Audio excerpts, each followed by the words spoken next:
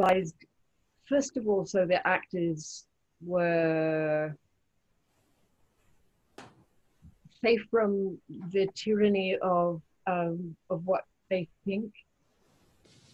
So basically, you used to be in acting schools, they would say, remember when you were last attacked, or when you last hit something, or when you did, and then you would put that onto a character. And of course, that's terribly damaging and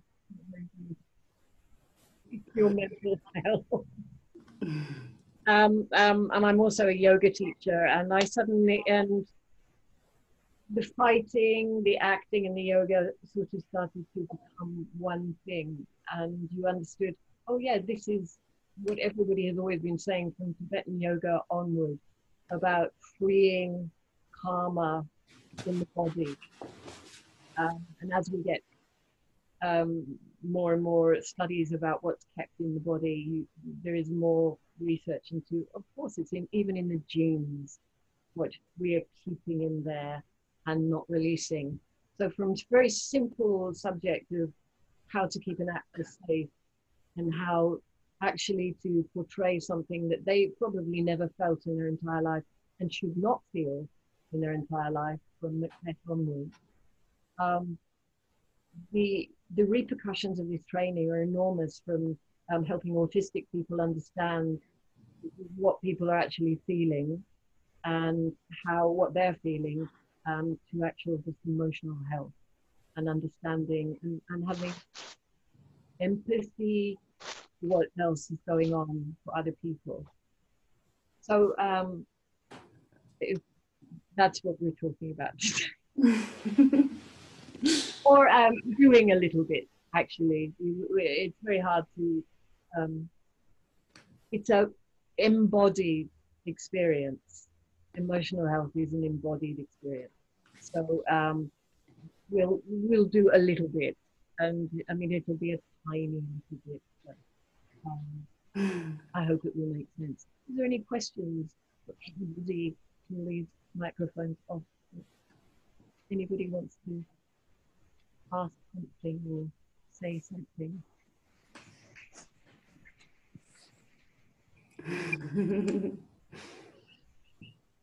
I think everyone's just curious and excited. So I will formally open Home Uni with Felicity Steele. Felicity is a woman I have a lot of respect for, and I'm really excited to have you here, Felicity, tonight, sharing some of your experiences and this methodology, because I find it quite exciting and I want to learn more myself. So it's a pleasure to have you. So we just do a little clap like this for those with their cameras on. This is a home clap to welcome Felicity. And I will mute now, so over to you. Oh, it is so quiet now. It's a very strange feeling. So given that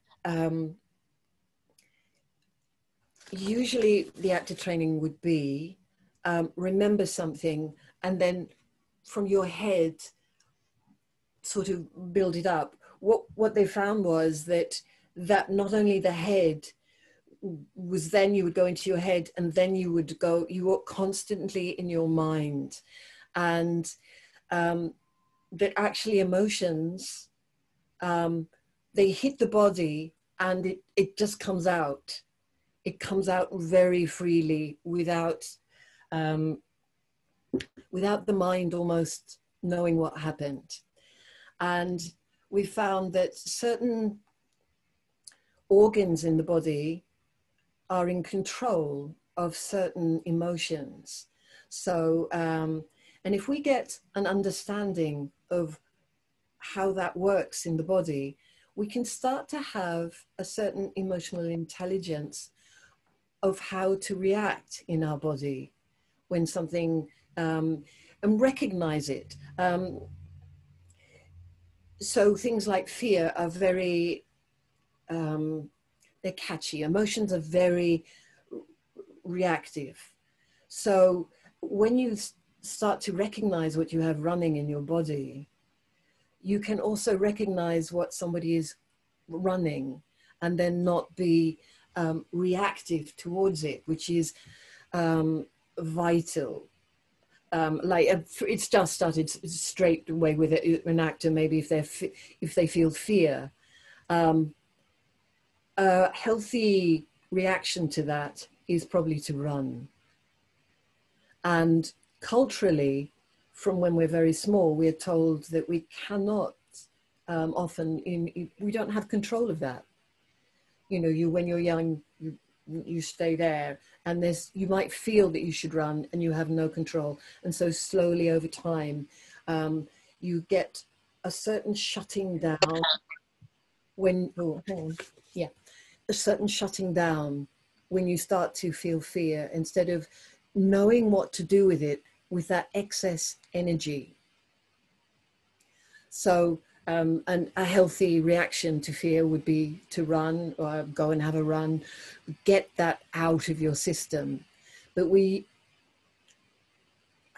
so used to having it trapped in the body that what we have is pressure systems, and we start to recognize them very clearly with the actors when they have a pressure system shutting something down. And that's when the damage in the body starts to happen, which you can see in the yoga situation very clearly. You can see it in the social situation when somebody starts to shut down a clear emotion. A clear emotion is never bad. It's just let out. It doesn't do any damage. This is from the Tibetan book of yoga. And this is pretty much what we need to learn to do with emotions that are trapped in the body, in wherever they come from, without letting them free. If we know how we can allow emotion to self-liberate as it arises, in which case no new karma is created. And we can see that, I mean, that's not something esoterical. If we have something running and you can see somebody with, let's just say that I have some fear or some aggression running, I'm going to have that running when I say hello to you. What I get back from that is a reflection of my own organs that are running, which then gives me back a certain amount of repulsion and fear. So if I just put on fear for a second and a little bit of repulsion, and if I've got that running while I'm talking to you, you are going to react really differently from what I was talking to before, because it's catchy. Now, if I don't know I've got this running, what can I do? I don't know. It's become part of my thing. And what I'm getting back is the same. Now, the actors start to get to notice this. And so I'm going to start with all of us, really 101, which is starting with how the body feels when we have happiness. And the organic situation when we have happiness is that the cells release and there's a letting go. The first thing we found is that when you work with the actors and you start to let go, usually is that grief will come up, because that's what we're holding back. So for the first part of an actor's training, when we start, this is how it feels, which we will do really shortly, then it's often an actor will cry, which is not unusual. Crying is actually an intensity in any emotion. It doesn't mean anything. It doesn't mean sadness, but often that we have attached certain things to certain, like, if I cry, my brain might attach it to a certain time or a certain misery. And then I am I'm sort of torturing myself. But actually, tears aren't attached to anything except intensity. So you can cry in grief, we can cry in happiness, we can cry in anger, and we can cry in all of these emotions. And this is really good to know, that often the emotion itself does not mean anything. You've got to feel an emotion or you're dead. That's as simple as that. It's movement. And so if we will also do, I think we'll probably have a time for happiness, we'll have time for liver, which is aggression. And so aggression, which would be liver coming forward, is it's just actually forward movement. You need it when you bang a hammer. So it's a really good emotion. There's nothing wrong with it. You can also see people shutting down a certain, if we start to get stronger emotion, you will see the actors start to shut that down, because actually a lot of what is conceived as aggression isn't allowed. It's not that, they think, no, especially girls, from when they're little, there is that thing of don't do that. That is not going to serve you well in the rest of your life. So don't do it. And so there's a lot of shutting down that, don't do it. And so by the time they feel a real, that real sense of, they already have I'll shut it down. It's very interesting to see. And so when we do big fight scenes, which of course, that's my job really, you get people who find it very difficult to express a full, free movement of an emotion, say like aggression. So this might happen, which we'll find out for ourselves. They might have socialized, they'll shut it down at the throat.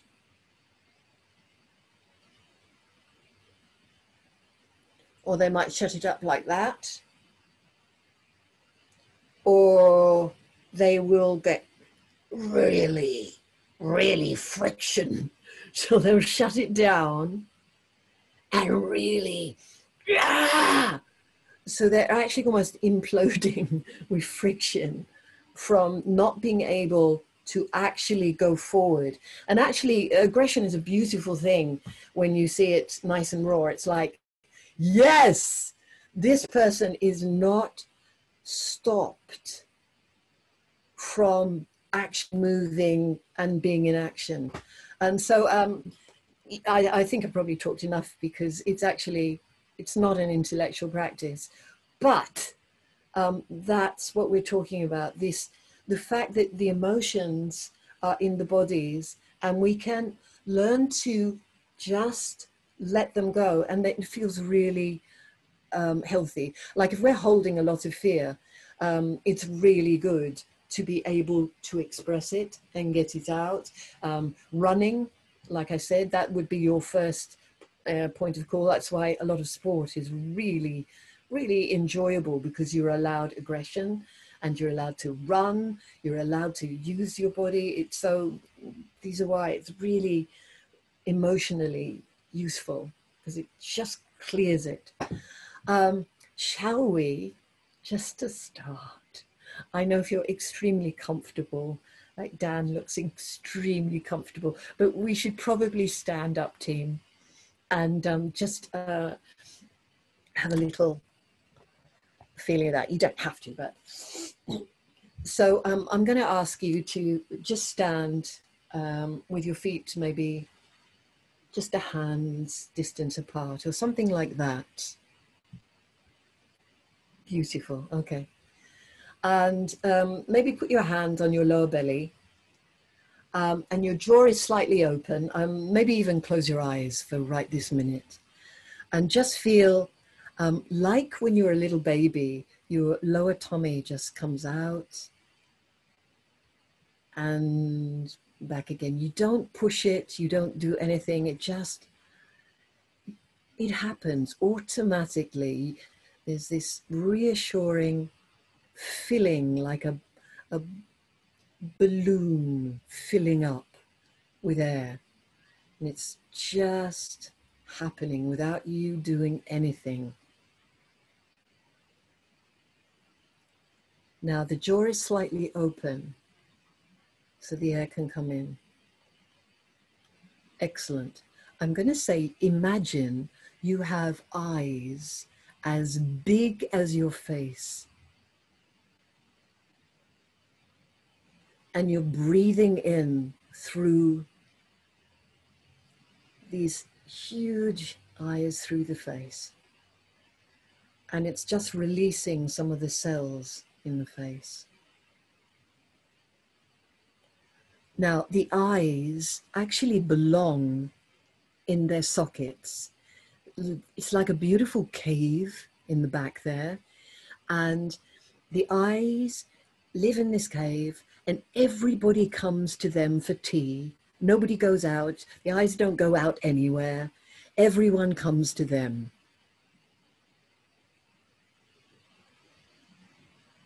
You can just take the brain down to the heart for a moment.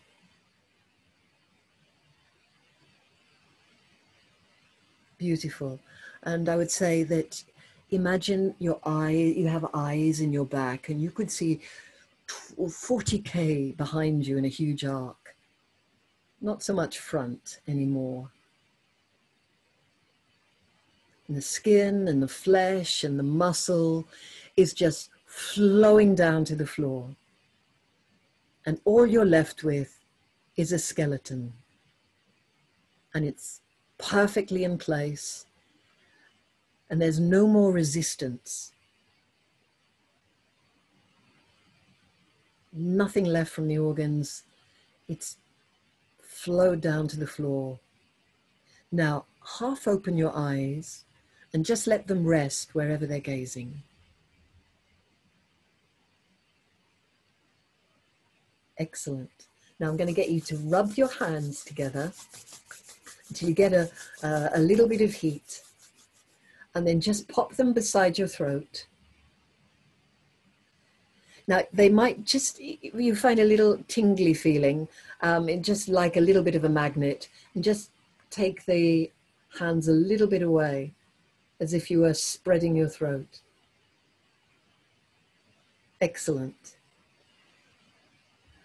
You might be forced to breathe in at that moment, and that would be a good sign. That would be an excellent.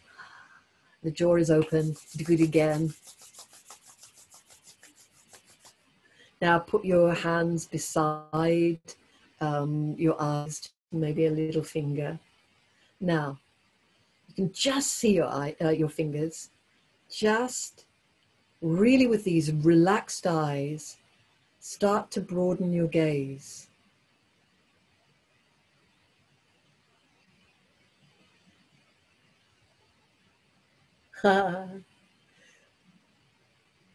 So the eyes just start to broaden. You keep the fingers in line. They're really relaxed, and it's just like, oh, I can see more. I can see more and more. They're really relaxed. So you want both fingers at the same time, Saeed. That's excellent. Just broadening it, broadening it, broadening it, broadening it. Excellent. And then grab the hands again.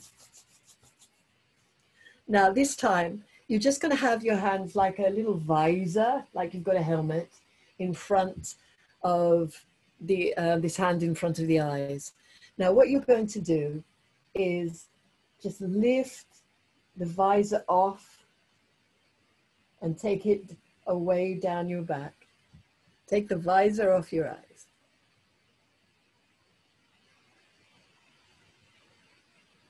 And it's like you just gently lift the eyebrows off the eyes a little bit. So they're a little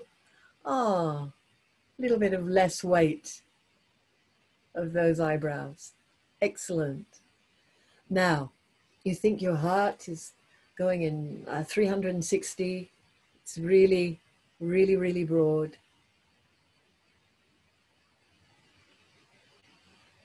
Your hips, just gently widen them. Feel the soles of your feet Now, just have a little look into the camera. Little eyebrows go up. It's like you're smelling something slightly delicious.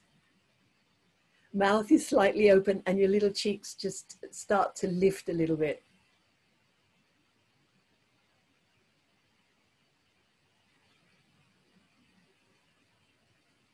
And excellent. Thank you. So there we have it. So that would be our first place or point of call. So that generally, that's just heart open, where you let go. So the eyes don't focus because there's nothing dangerous to look at.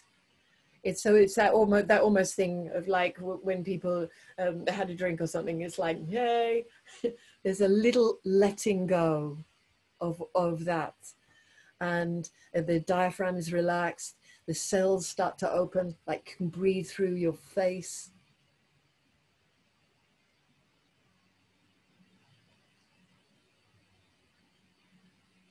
Excellent. So, first emotion, heart open. Heart open. The diaphragms, just imagine, you can feel it even through this screen, that your diaphragms kind of connect with everybody else here. Even the pictures. We've got the Android phone. It's a very lovely thing. You just feel your diaphragm connect. There is a trick to staying connected, and that is not to shut the diaphragm down when you breathe out. So often, you know, you might have experienced in yoga, you kind of go, that kind of collapsing. Well, for us and the actors, you don't really want to collapse that down again. So there's an ease about keeping the diaphragm open. So as you breathe out, beautiful, you're just staying with us. It doesn't shut down, and it takes less energy. Just staying open. Excellent. Let us move on.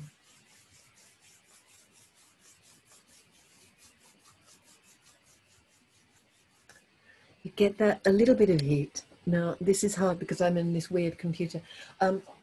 Your liver, in 99.9% of the people, not everybody, is on your right side. And it's a huge organ underneath your right ribs. Okay, it's behind the ribs and it's quite big. So if you want to put that right hand just sort of like you can feel that magnetic feeling over that right area of your liver, and don't have it touching because that's almost too much sensation. You want to feel a slight magnetic feeling from that liver. Now, okay, team. So all you want to do is think, okay, I can feel a little bit of heat. I can feel a little bit of something on the hand. Now, feeling that heat, I'm just going to ask you, you can close your eyes, you just stay with me, is that liver starts to compress a bit.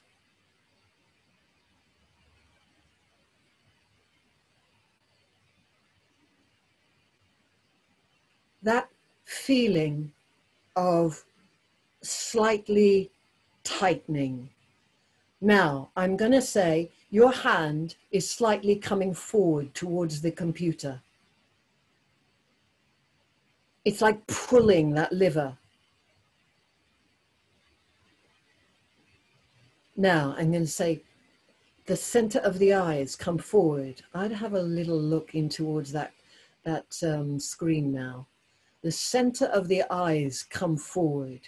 The feeling of that liver is tightening. It's coming up your spine. You feel it in your calves.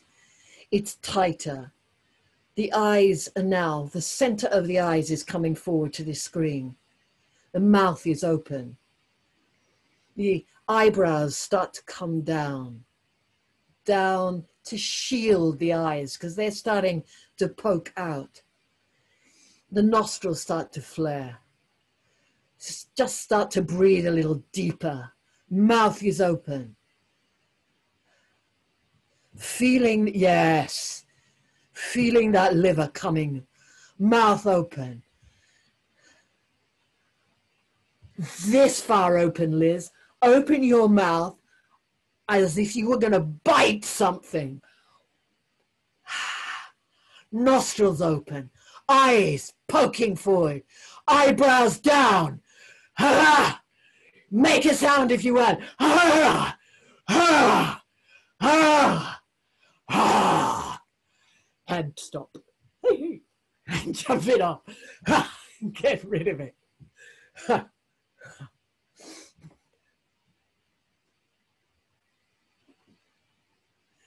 Excellent, excellent, excellent. Do you want to just turn the mics on? For I feel so lonely. It's really, I can see these things.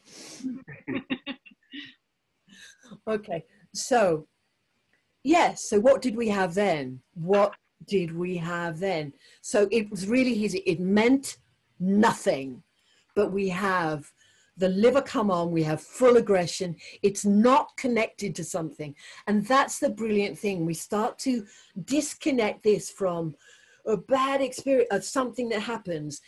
It means nothing. The liver comes on, the eyes will come forward, aggression starts to happen, the mouth will start to breathe more, probably will start to do the monkey dance, which is that slight building. The eyebrows come down, this comes forward, and you start to have aggression, which is a movement forward. It's a forward movement. And you can start to so everything has a sort of mask, and it doesn't matter. You can look and, you know, you go to any culture and you can see it in a baby. The babies are the best because they just play emotions right through. They, you know, there's just like this grief happens, and then happiness happens, and then sexual organs come forward and they go, oh my God, you know, there's lust happening. There's so much waving through, and of course it's not attached to anything, it's just gone because it's happening. And this is, you know, the thing to start to recognize in the body, because we often, because a trapped emotion starts to keep playing in the body. And you can see, I work at Dance of Life, and they have a lovely kitchen there where you can go and have food if you're in trouble and you have no food, or if you just would like a nice meal. But some of the guys there that have been, you can see they're lovely, kind people, but they have fear running. They have grief running.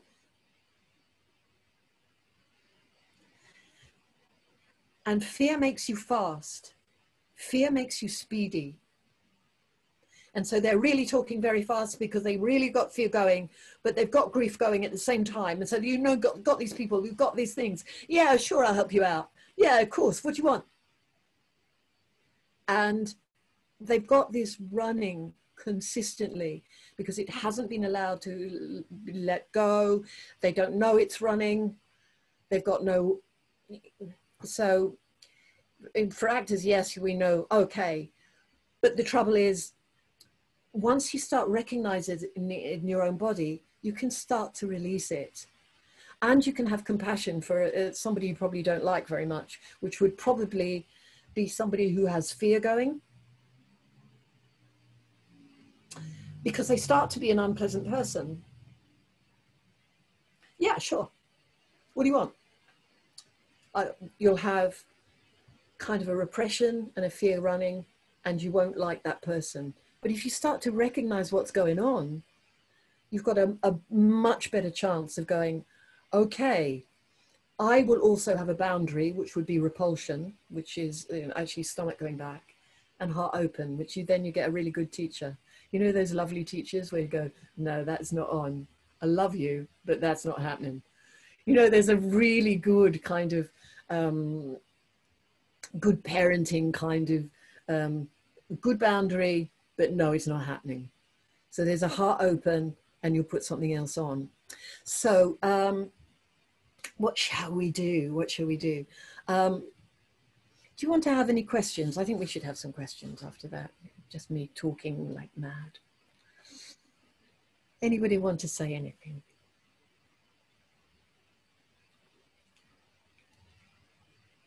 I'm curious, are you an actor as well, or do you only coach actors? Because, you know, the way that you can express with just, even without saying anything, is amazing.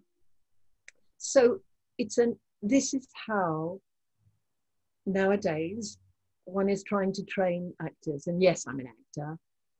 My main job is a choreographer, fight choreographer. I do about 3 or 4 jobs a year. But yes, but the wonderful thing about, we can start to play with this now, you know. So if when I was starting fight choreography, yeah, so many of the things that I had got to choreograph, like if you had a rape scene, for instance, it's morally pretty fucking unsound, to sorry in my French, because, you know, you'd go into these rooms and there'd be things very traumatic things, and the old model would be, oh well, think of something that like that happened to you. Really? No. And also there would be things like, you can't cry. Think of something that makes you cry. Think of something that makes you cry. Think of something that makes you cry now. And so some people would use the most inappropriate things, like, or beautiful things. Like if one girl was thinking of when her grandma died.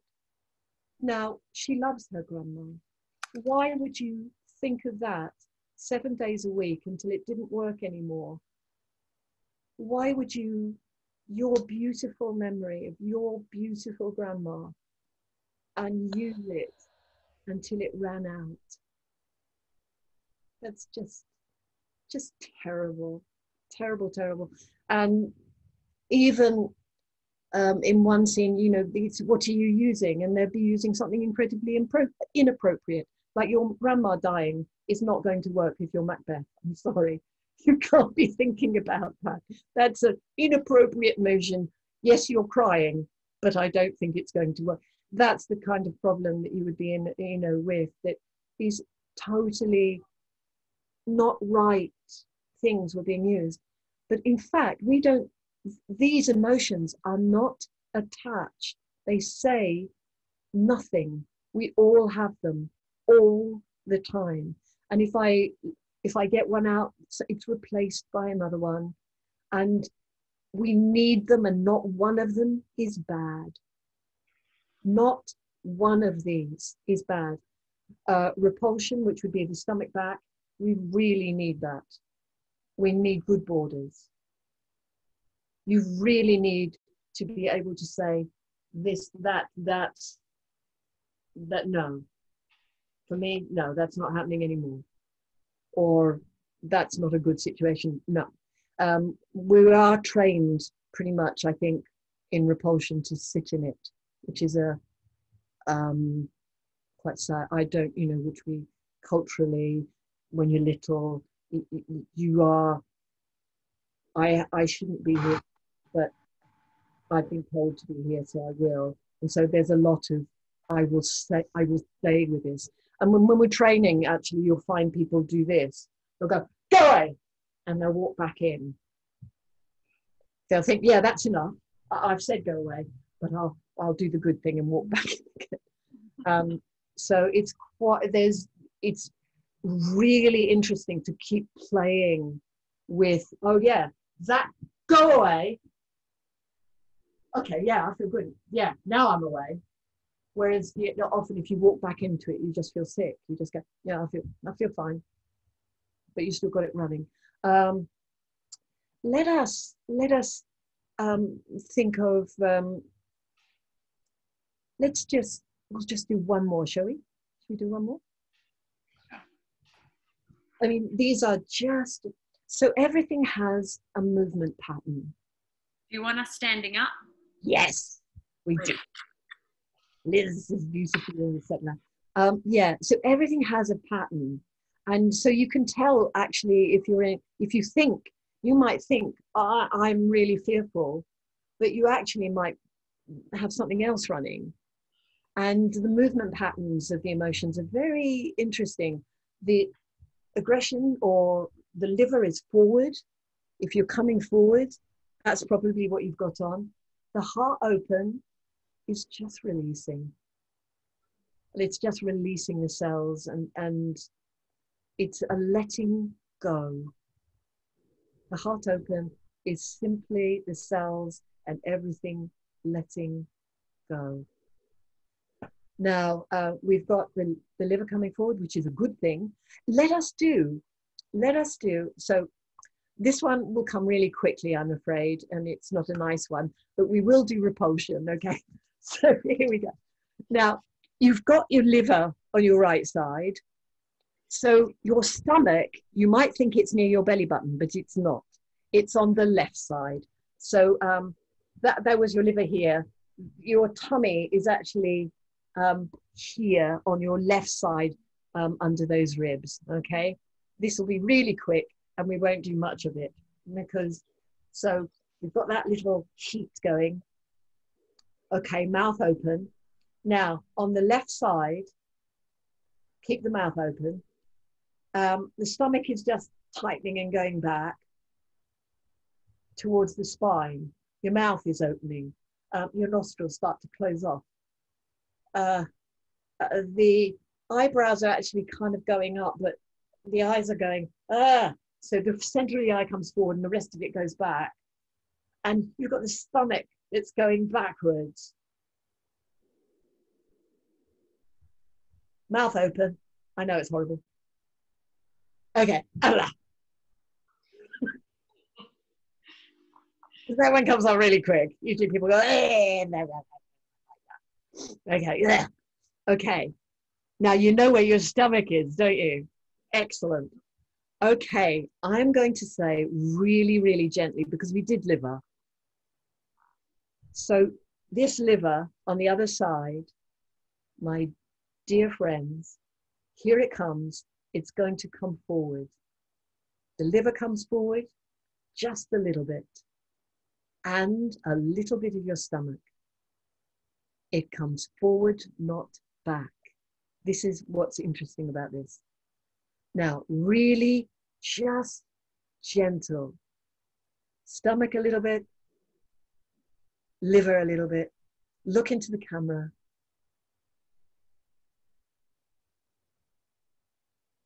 Beautiful, Liz.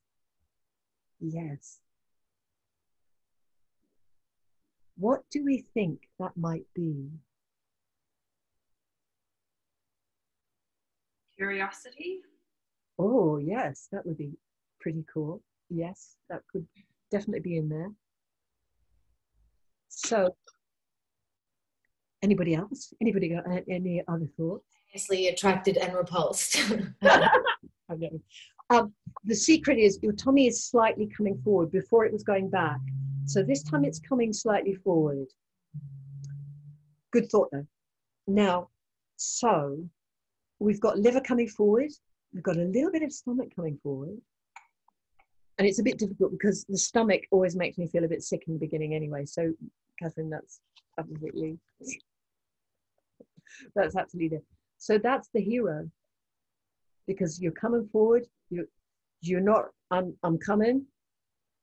The stomach's forward, the liver's forward, I'm here and I'm gonna do stuff. I'm here and I'm not repulsed, I'm coming and I'm in action. I can do things. Get this liver going again. Okay, we'll do just another one with the liver. Forget everything else. You can jump that off. Got this liver. So this is on the right side, just underneath your ribs. There it is. You don't have to have the hand there if you can feel it, but it's helpful. It's you can just think, oh yeah, okay, you've got that liver going. You've got that coming on. It's all right. I'm going to say now that you're just beginning to feel that liver tighten. It's compounding in. You can feel the hands slightly coming forward. Now feel your feet, feel liver in your calves, and it's coming up through your thighs. Your mouth is open. Start to breathe the mouth. Now the center of your eyes, Dan, come forward, really through this camera. The center of the eyes, the eyebrows come down. Okay, now take that liver straight down to the floor.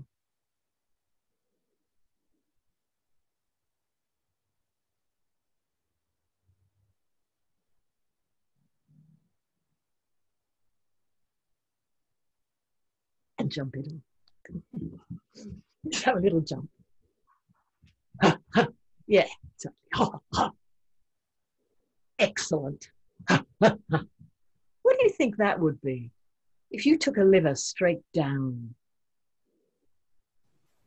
After a while, I got grief. Like I got a sadness coming. Oh, But it came after, like when it was really drawing down. excellent. I think. Anybody else? What did they think? Just groundedness or placing yourself here or something present. It is. It's very grounding. It's very grounding. Now, anybody else have any thoughts, just as a matter of interest?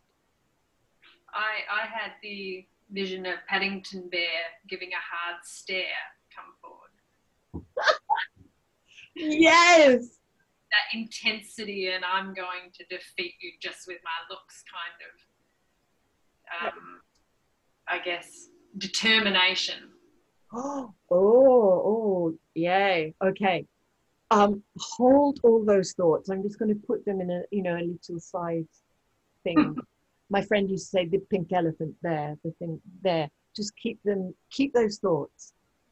Now, Rachel, we're going to do just one more before we leave. And I'm going to ask you about 2 fingers below your belly button.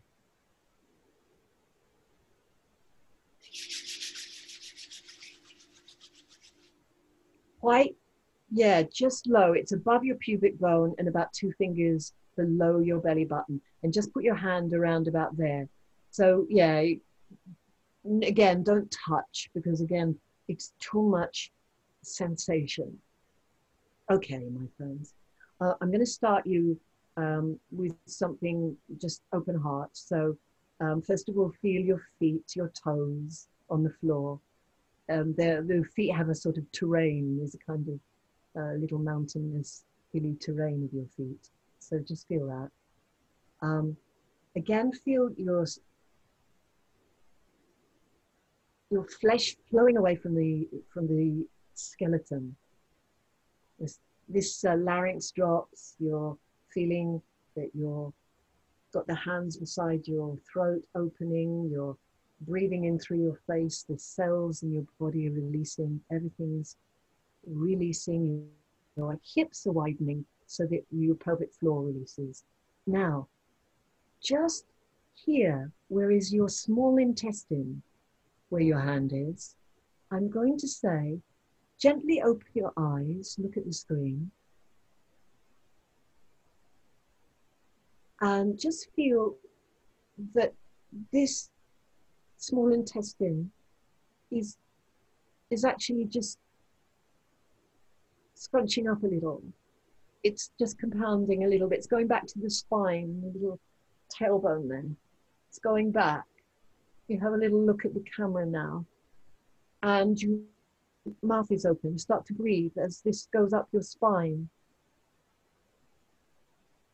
So you'd go a little lower, I think, just a little lower with that hand. Yeah, just feel that compress, and it's coming up, and it's coming up, and it's hitting the soft palate at the back of your throat. Your mouth is open. Now, just let that air happen. Now, the eyes, the center of the eyes is coming forward, and there's a feeling of grabbing with the eyes, team. They're grabbing. Little eyebrows might come up at the center. Yes, and the eyes grab, the mouth is open. And just say, please, please, please, please, please, please, please, please, please, Please. please. Anyway, stop jumping off. What do you think that was? What did you feel? Longing. Ah. Yeah. Yes. What else? We did this, Rachel, because, you said about that grief. So the small intestines going back goes back to the spine. And this is, in the beginning, you can use it for all sorts of things, but it starts to be grief. So longing would be the small amount of that.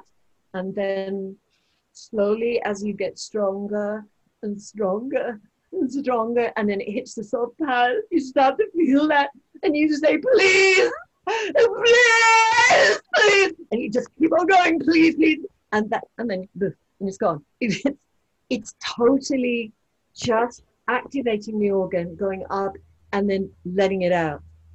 And again, it's not attached to any thought. And this is a beautiful practice, because then we start to allow this in ourselves without shutting it down or attaching it to something unpleasant that's happened. Grief happens. And actually, we don't like anybody who doesn't have grief. That's what we found with the actors. That actually, the one thing that is universally loved is a person who has suffered. You go, yes, I love you. You understand. And so this feeling of grief actually pulls people in. So there's, I'm not very good at doing this, but the little eyebrows, you can see sometimes those very popular boy band singers have grief eyebrows. They'll have love in their lips, but they're all grief, which pulls you in. You go, oh yeah. So grief is it pulls people towards you, and it's that thing. The eyes actually, the sort of center of the eyes reach for somebody, and it has a pulling motion into it. It's a very beautiful thing to see in most people. You go, ah, yes, you are. So grief with heart open, awesome. Actually, a good teacher, I'm not doing it now, but I probably should do it. They have liver and a bit of grief, so that somebody gets drawn in to what they're saying. What are we doing? So I think for the last thing we should do is maybe just do a really silly exercise that the actors do, which is reaching for happiness. And literally all you need to do is, we will need to stand up again, and I'll see if I can lead you through this. So here we've got nothing on. We haven't. Excellent. You don't need to look at anything, the screens at all. You just feel comfortable. Again, that feet feeling comfortable. You broaden your hips. You'll see your diaphragm's very relaxed. Our heart 360 degrees. The eyes are really deep in their happy little skull. This feeling of, you know, when you stand on the top of the cliff and your periphery of your gaze is so wide because the world suddenly is so much wider. So that's what's happening with your eyes, that they're broadening as if you were taking in a huge sea, or you were top of a hill, and this immensity of the atmosphere, the sky, you start to broaden everything to let it in. Now, my friends, from just way in the distance, here it comes. Everything that's joyful and happy is just slowly from this beautiful, immense sky, coming slowly towards you in a sort of diagonal line, just coming closer and closer. And now your fingertips just feel a little bit as if they've got energy and they're being pulled upwards towards this, coming towards you, and you just come onto your toes and take it.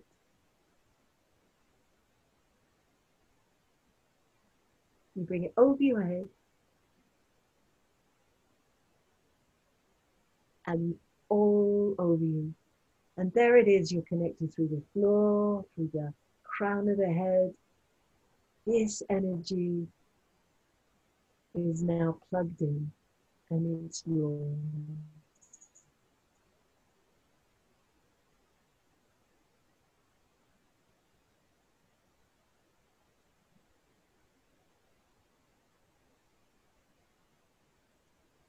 Yeah.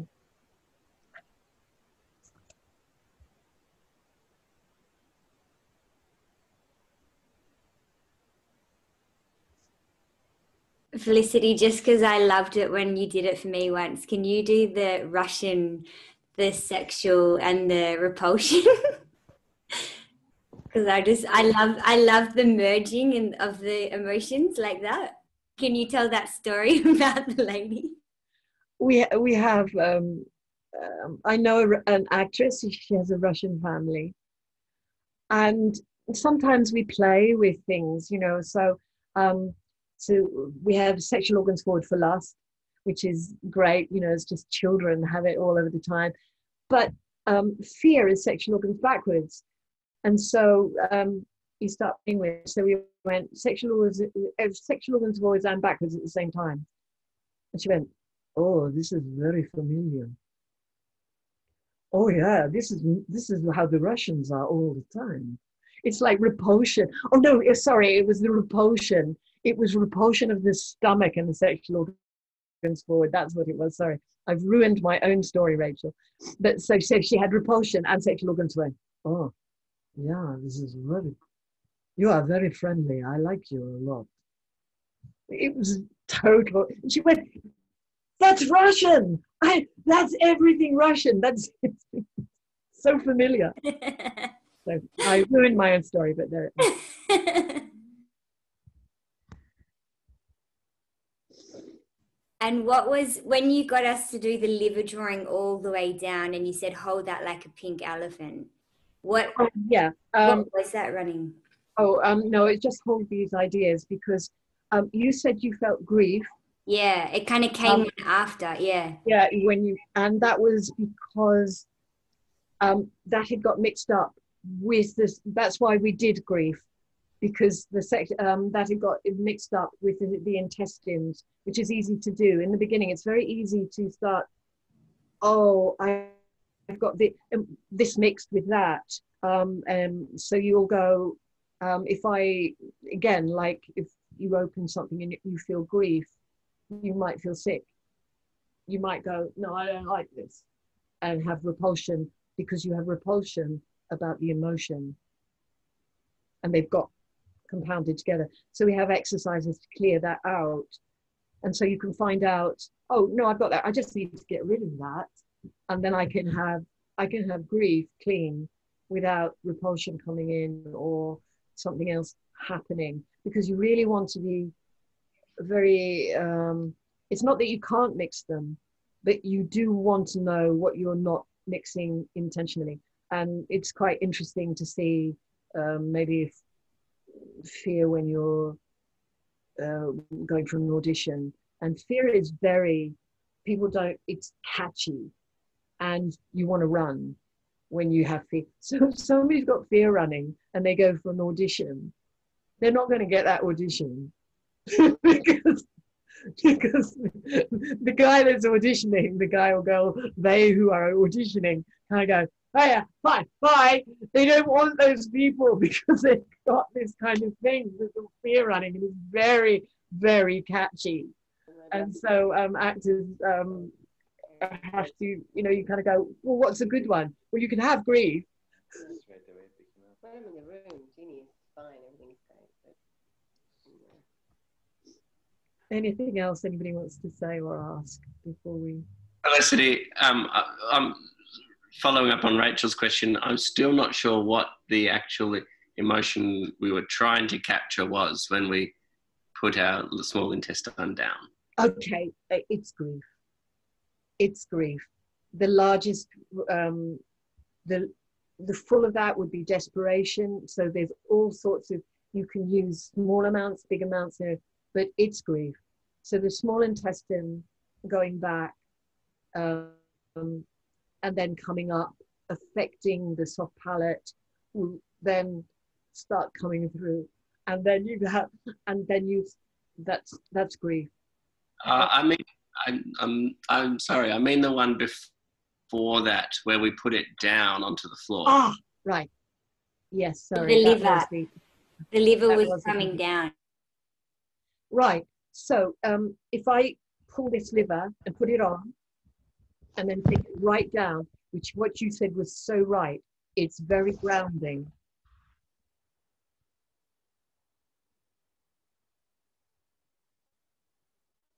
It's brutality. So liver coming forward, aggression, which we need, it's actually quite a healthy emotion. Liver going straight down. I put it on.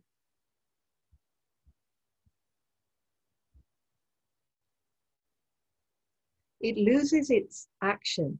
But I loved what you said, John, because what the actors have found, and me included, they love doing brutality. So nice. Oh, yes. Because it's really grounded.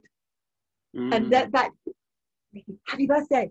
The joy of doing, that's why it becomes very joyful to do really bad people sometimes. You kind of go, oh, yes, this is fun. And you're not usually allowed a lot of these things. So it's such fun to go, oh, goodness. So that grounded energy of putting it down is very familiar. So that's why I went, oh, yeah, let's just wait before we say about that, because it's very familiar indeed. Anybody else? Any questions I didn't make clear as well? What would liver back, sexual organs forward be?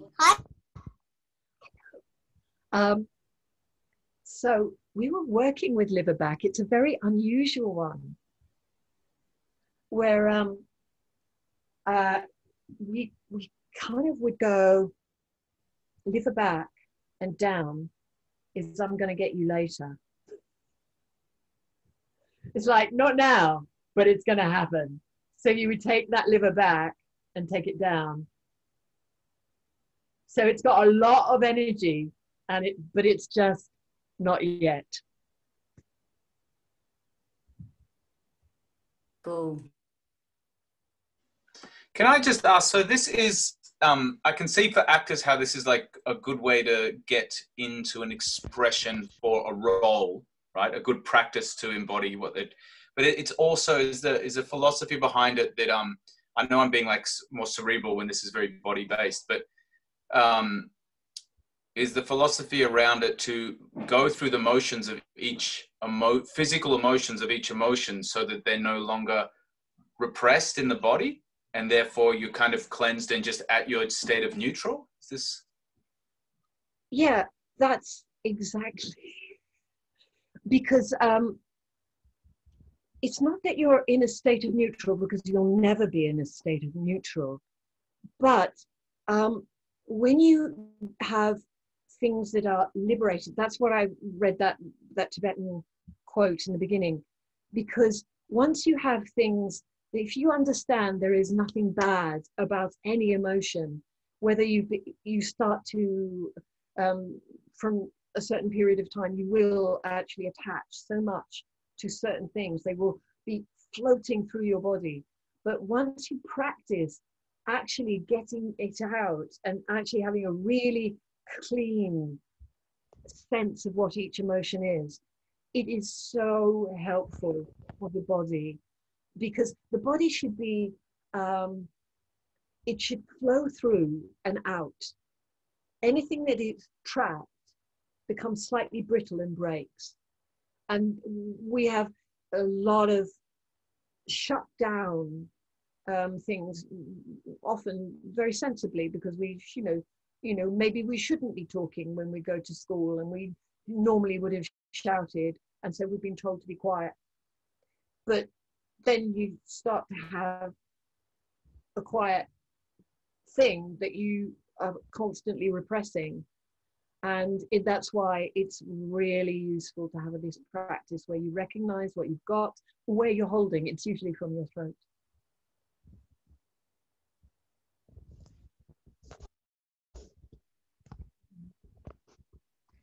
So yes, is the answer, Dan. That's pretty spot on. But yeah. Okay. I have a question. Oh, sorry. Sorry, go first. I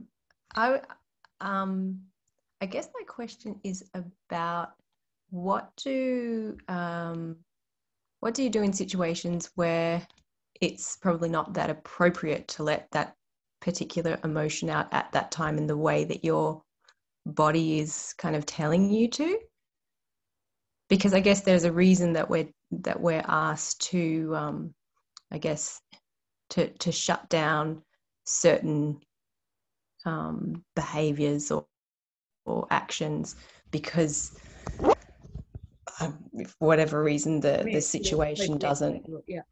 Does that make sense? Like, especially as an adult, if you behaved in a certain way that kind of in a way that you're feeling that you wanted to express, you could get kicked out of a place if you didn't kind of sit on it, if you didn't stop yourself from doing it. So what do you do in that situation?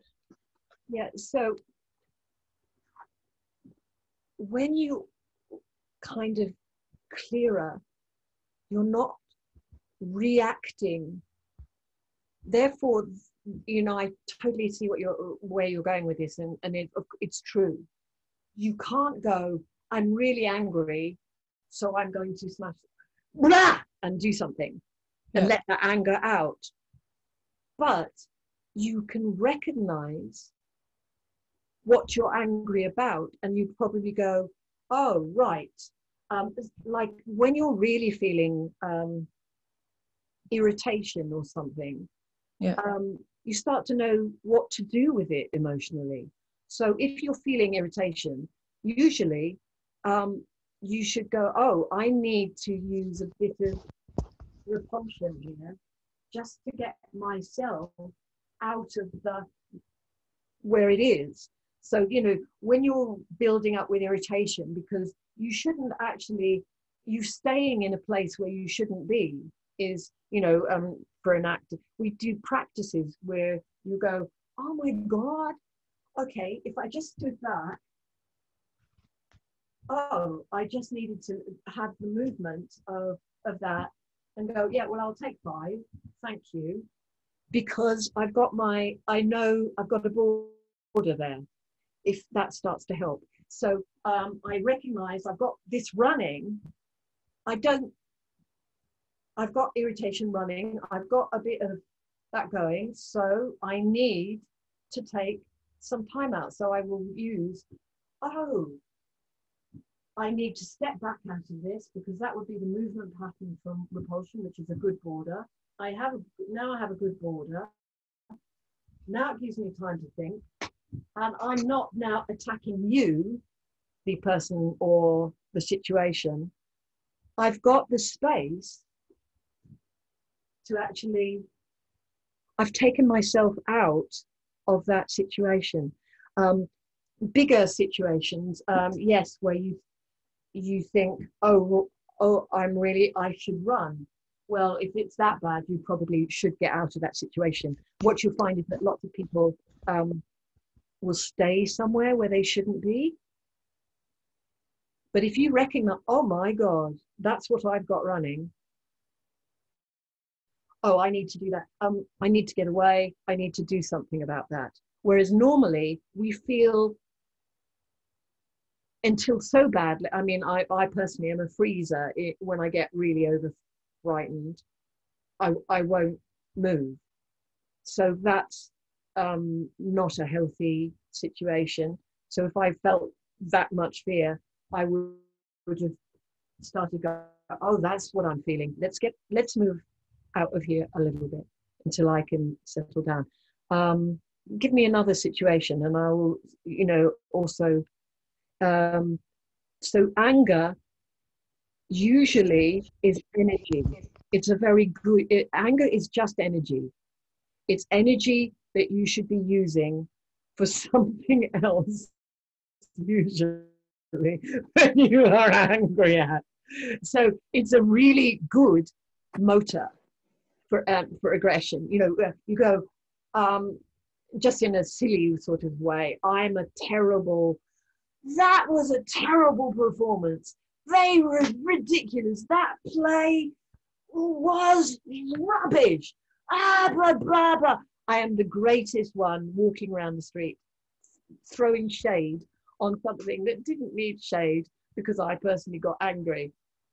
However, that's an absolutely classic situation where you go, what can I use that energy for? Oh, I should be doing this. It's usually an anger that you should be doing something and you are misplacing on something else. Anger is it's absolute solid energy that we're given to do something. And mostly we misplace it and just throw it at somebody. If you've got anger, that's brilliant energy. Probably go and do something that you need to go and do. Does that make sense? Yeah, but so if I understand what you're saying, it's that it does need to go through sort of some cerebral process as well. You do need to kind of, rather than it just being a feeling, you then have to think about it and then tap into those feelings, or continue tapping into the feelings. But it does need to be. It's intellectual intelligence. It's emotional intelligence. So yeah. You recognize probably what they've got going on, or what the situation has got going on, what's going on around you. You have the emotional intelligence to go, we have a lot of people in this. You know it. The moment you walk into a room where somebody's really angry, it's like, whoa. Immediately you can feel it. You just walk into the room and you go, whoa, the atmosphere here, I can feel this. So it's not this is not airy fairy. You can feel it normally. Yeah. But what it does give you is, instead of sometimes you go in and whoa, you go, oh, where's it coming from? What's the energy? Yeah. Who's it coming? It's not a judge thing either. It's not, that's a bad person because they've got that running. You go, So for me, you would say, that person doesn't need me to go, right, you can stop that. They don't probably need that. What would be the best situation now for me? Well, open heart and a boundary. If I was in any problem, So open heart, no boundary. So I'm using emotional intelligence in my body because I know what it feels like. I'm not being thrown around as if, this is 101 yoga. You don't want your brain untrained. If you let your brain run around like wild horses, you will be led over a cliff before you've even known. You want to know what your body's doing. Yeah. And so it's not that it's emotional intelligence. You're not, if you're free enough to go, oh, I'm not holding on to anger today. I know that I've got rid of some, you know, I know what that feels like, and I might have been angry today, but I know I can clear this out. Let it go. Let it go. Then I'm not taking it into that situation that I walked into that would have been really Trump and thing or whatever they were. I mean, you know, it's just like no emotional intelligence, none. You know, it's just like, okay, that's the answer is no, you are not suddenly this thing that just goes, yeah, because you feel it. You are going, oh, I feel that. Is this an appropriate place to do that? I don't think so. Maybe I should be open-hearted and kind at this moment to these people. And sometimes you don't, this is the other thing that fight is very, this is where fight goes in the same place. A very good bouncer doesn't become the enemy. If you notice somebody who's good at their job, they never fire you up because they just go, that's not for me. And they're more likely to put their hand around you as if, yeah, mate, I'm not the enemy. Why would they want to be the enemy? And this is a very, it's very easy to do when you have, you come up against somebody who's going like that, to go, that all freeze and become frozen as the thing. But when you start to understand, no, it's not me, you can let their energy pass through you and not become the thing. A very important thing to learn.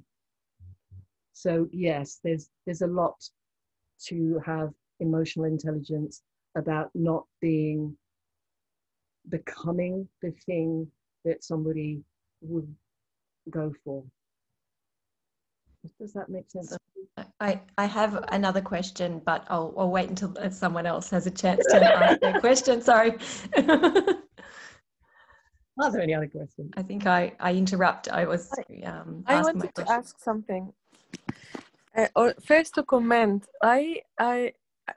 Hello, Felicity. Thank you for this. That was amazing. And when I joined theatre, when I first moved to Melbourne, I didn't really know anything in theatre, and it was like my first expression or feeling about all these artists doing all these exercises you did. It's like, what is funny people doing? Why are they like jumping in their place? Why are they doing all these funny noises?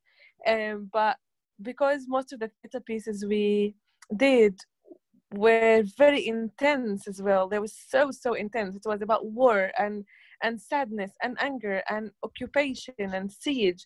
So it was so interesting to kind of see how they built with so much, you know, feelings in that every day, twice a day when they do such performances. But like kind of it was so interesting to hear from you how that kind of also react in so many other places, not necessarily only in theatre. But my question is, and it might be not necessarily relevant because I also disappeared to put my little one to sleep in between you were talking, but how do you do that with children? Because one thing my daughter do is like, when she's angry, she doesn't know how to put it much into language. She's less than 3, and I feel she's like doing that in a way as she's in a theatre. But how do you kind of use this kind of space? I mean, even like exercises to explain it to little ones when you are working with them, or like when that is happening. Like, how do you use this kind of talent of dealing with anger that is not necessarily what kind of must, you know, educators will do, but more of a kind of she's amazing at kind of doing all this acting thing, and she will talk to herself and answer herself or like whatever. So I would love to use some of these kind of amazing things that you're doing in such space or as a parent as well. Yeah, their children are so good at this. Again, the Russian girl, she has a little girl, and her little girl is teaches us. She goes, ah, you're not doing this wrong. Ah, ah, ah. And she jumps around and she's getting rid of all of this stuff. And when we were doing Lust Forward, she just laughs and laughs and laughs. So I mean, I don't know much about children, but because I don't have any, but from the mothers that are doing a lot of this stuff, they say it's really helpful because when the children are doing certain things and anger is coming, they can go, okay, all right, I am now going to put on Heart Open, and so they have some tools for that as well.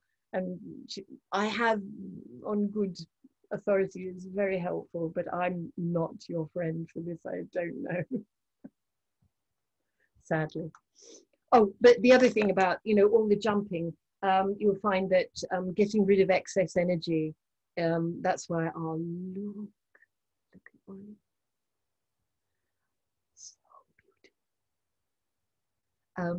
Getting rid of excess energy is so it's easy with the jumping. We when you get excess energy, some people will laugh and some people will do weird things with their bodies, and so the actors tend to use a lot of just get the excess out so that we can be direct and not do things that are a bit off. Anyway, was that helpful? What about Felicity? Yes, thank you very much for that. I it's just kind of it's all kind of this question that you see, and as you said, children are so good at it. They naturally do it. Their breathing is much better. They don't really try to keep their belly inside as we adults do. They are really much better at that. But I just I was just watching it, how that naturally I see it in head as a child, while I forgot how I expressed and dealt with anger. So I just wanted to ask you as well, but that's amazing. Thank you for that. So if that's it, I think we should let Ollie go to sleep. Go to his new bed. He can sleep anywhere. So good. Anyway. Any final questions? Well, that was, thank you. Eloise actually went to NIDA, Felicity. Oh my God. Excellent. Do you know Scotty Ritz, or who did you do fighting with? Oh gosh, I think it was Scott. I think it was. Thank you. That was gorgeous. Thank you very much. I was thinking how I remember the first time I ever went to a meditation retreat, a 10-day meditation retreat, and I thought, I don't think I can ever go back and be an actor again, because the mental anguish that is involved in me engaging myself in a character is so immersive that the kind of mental habit patterns I form, the sort of synapses that are connected while I'm in that role, it's like another kind of trauma to unpack. I was just listening. That's just my, we did Stanislavski and we did a number of other things, but predominantly Stanislavski, and very immersive and a lot of emotional recall. And I find a lot of actors hold a lot of trauma, and it's a very fine line, isn't it? And I feel this is very beautiful. It reminds me a lot of the French physical theatre that leaves you sort of mentally autonomous in a way that you're not, that it's a physical response, that the Oh, beautiful. Yeah, it's a physical response. Like the audience, yeah. What we found is that the actors shouldn't feel much, because when you actually do things, it's almost like you don't know. Yeah. The audience should feel it. Which ties back into the question of Asil's about children. I'm studying some Steiner early childhood stuff at the moment, and under 7, they are just living in their will. There is no real cerebral attachment to physical experience or emotional experience. It's all in the physical will body, and which makes perfect sense. And watching you, it is, yeah, I'm reminded of that delight that children have exploring emotional states without the mental anguish, that a moment later it's done. Oh, there's something, oh, there's that, oh, there's that, and then it's done.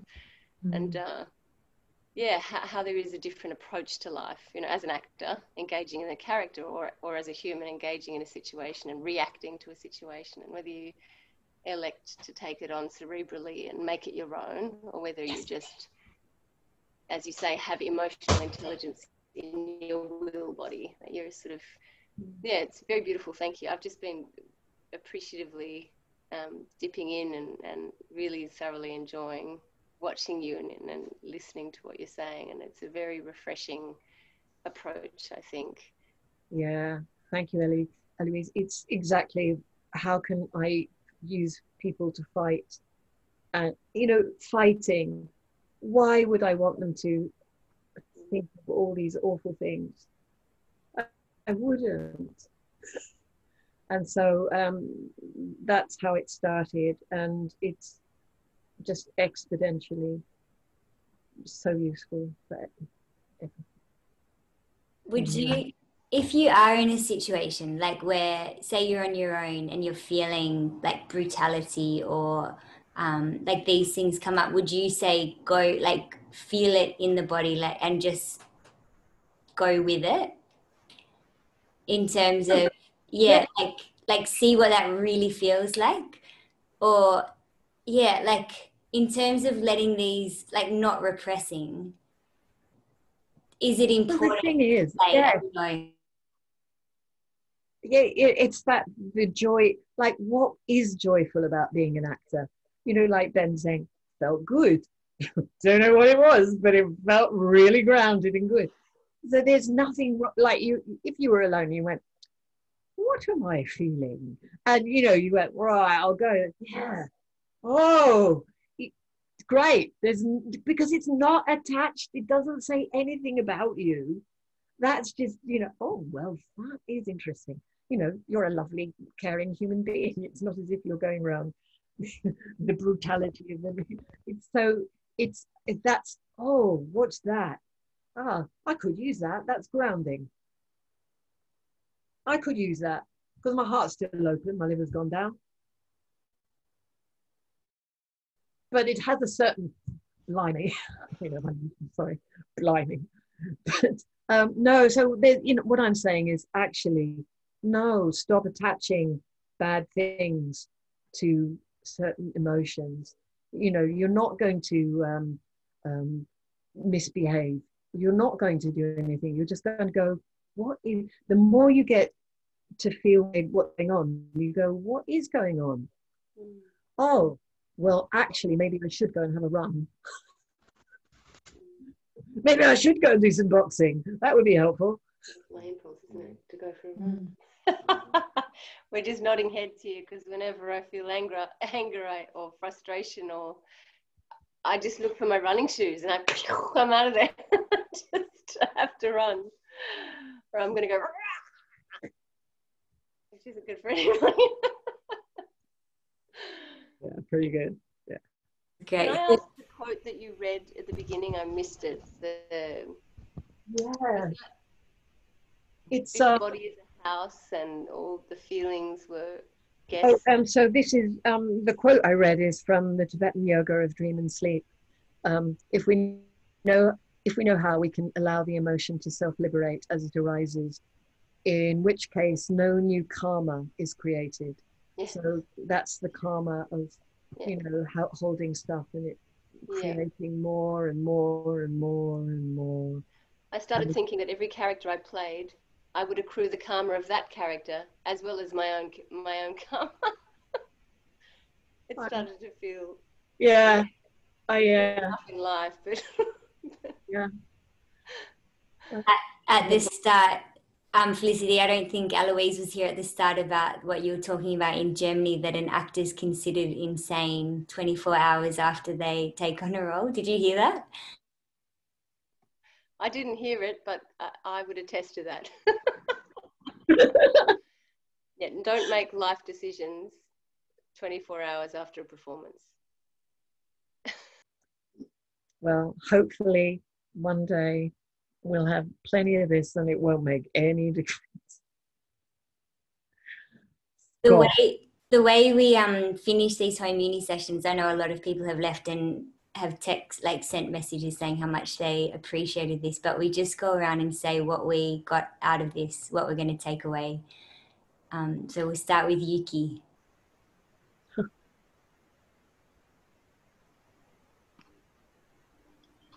Yeah, thank you, Felicity and Rachel, for organising this. For me, just seeing you express in your face and describing the different organs, I think for me, at the moment, I've just lost my stepmother to cancer, and so I feel like all of my emotions are very close to the surface at the moment and also very mixed up.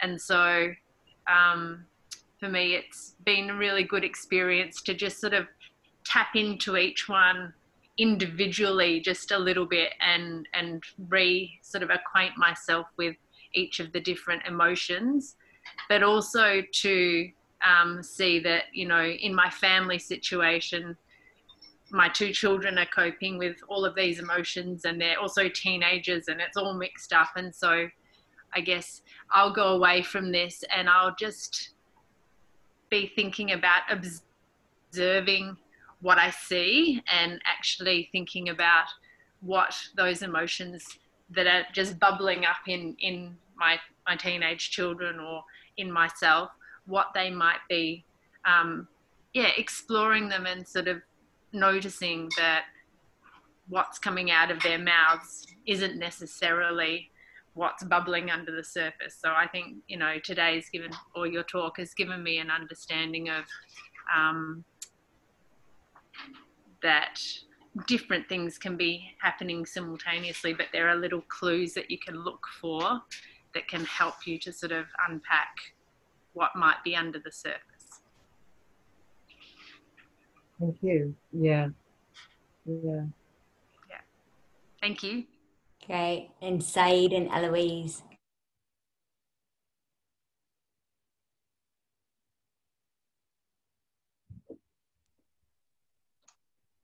Hey, thank you, Felicity, and also Rachel. This is great.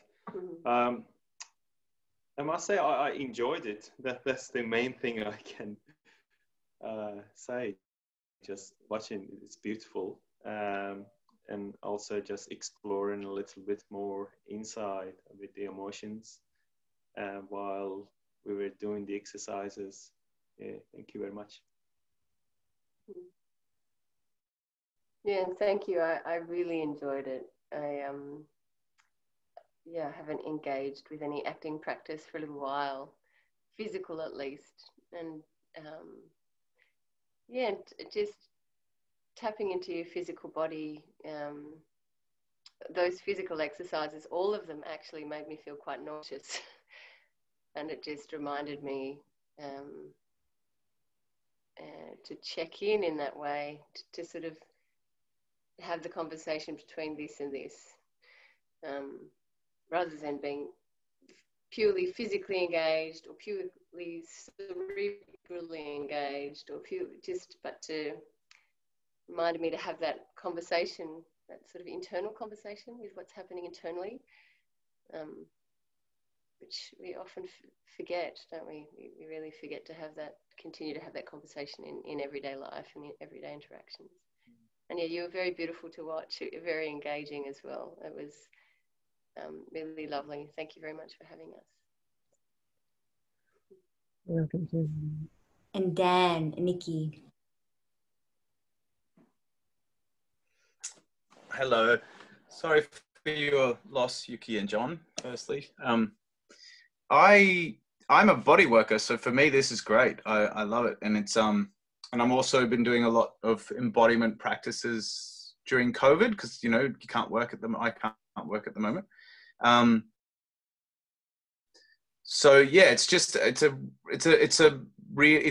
feels like a really kind of well put together program for people to be able to like cleanse themselves, or you know, or even go through certain practices and see if what is stuck, and coping mechanisms for when something does come up and it's hard to hold on. It's hard to like, rather than repress it, to deal with it in the moment. This is something they can deal with later to help flush it. I think it's yeah, I've really enjoyed watching it. It reminds me a lot of like some 5-element qigong stuff, but with like TCM and yoga, but then put into like good theory where someone's doing their own body work almost. It's beautiful.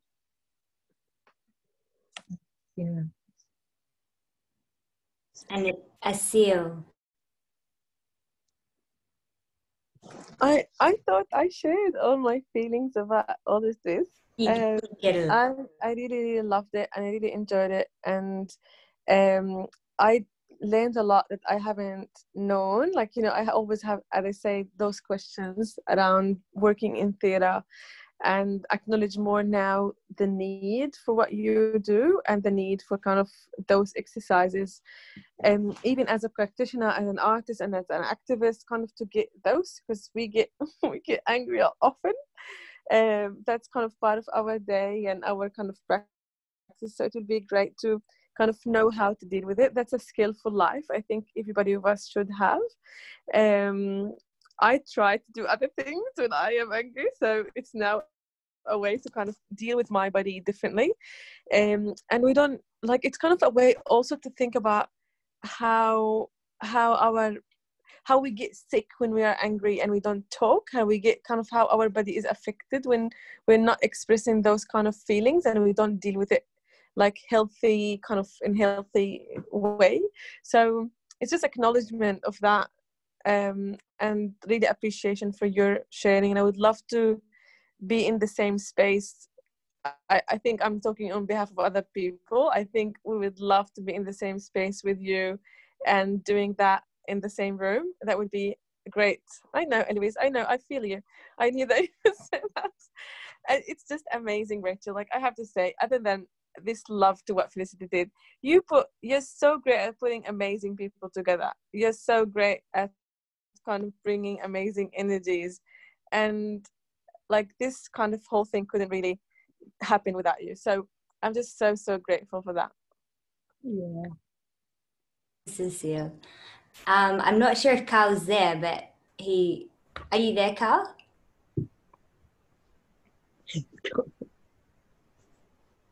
And I don't know if they're there still, but yeah. So Rach, you are a guru at pulling amazing people together. When I meet them, I'm like, oh, I want other people to know this. This is awesome. Yeah. We have our yoga class. No. Can you do the home uni? Hold that thought. I'm like, Felicity, I want to learn more from you, and I want my friends to know more about this stuff because it's so cool. But yeah, I just feel like there's something that I see in you, Felicity, which is like this vitality, and I feel like that's letting those emotions come through without that intellect or that making them bad or wrong, and being able to access them in that way. There's something really pure, raw, alive and human about it, and that's what I'm really excited about for a life well lived. So for me, that's really exciting. And for me, I think I'm going to take away just reading people more, like going, oh, okay, liver's back. It looks, yeah, grief, like just observing. And I'm very keen, like a seal, to learn more. So post-COVID, watch out.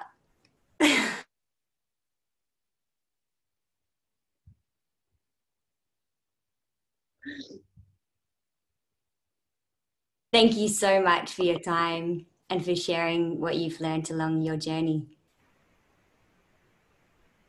And thank you everyone for joining on a Friday night. It's so nice to see everyone's faces too. Thank you very much. See you, Felicity. Bye-bye, everybody. Take care, Yuki love. Thanks, Rachel. Bye. Good night.